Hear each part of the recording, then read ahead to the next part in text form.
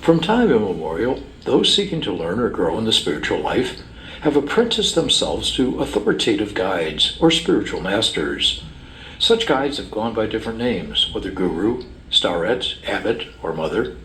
The disciples who followed Jesus addressed him initially as rabbi, which means teacher.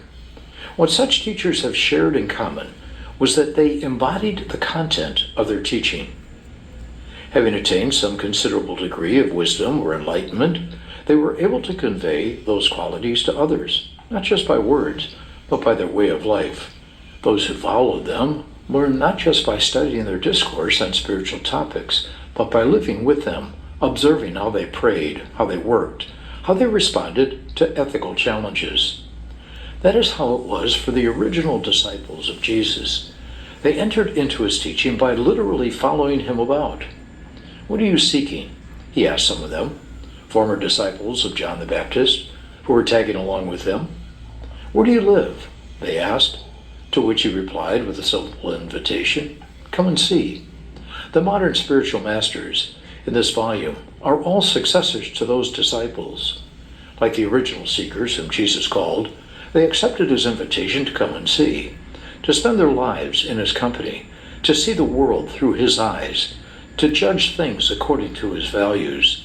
And so in turn, through their writings and actions, they came to serve as guides for many others. The 12 men and women whose writings are included here do not represent the full spectrum of Christian discipleship, though they embraced a variety of paths. They were nuns, monks, priests, bishops, and lay people. They could be described as mystics, prophets, and social activists. One of them, Mohandas Gandhi, was a Hindu who nevertheless sought to apply the principles of the Sermon on the Mount to the struggle for peace and freedom. Mother Maria Skobtsova, an Orthodox nun, sought to pioneer a form of monasticism in the world and died as a martyr in a Nazi death camp. Oscar Romero, the prophetic Archbishop of San Salvador, was shot while saying Mass. Mother Teresa of Calcutta sought to recognize the face of Christ among the poorest of the poor.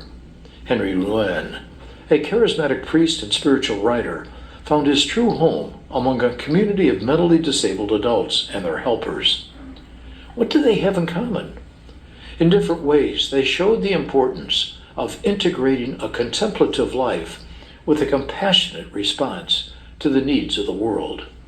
In part because of their influence, this perspective may not seem remarkable, and yet it has been common through much of Christian history to draw a distinction between these options.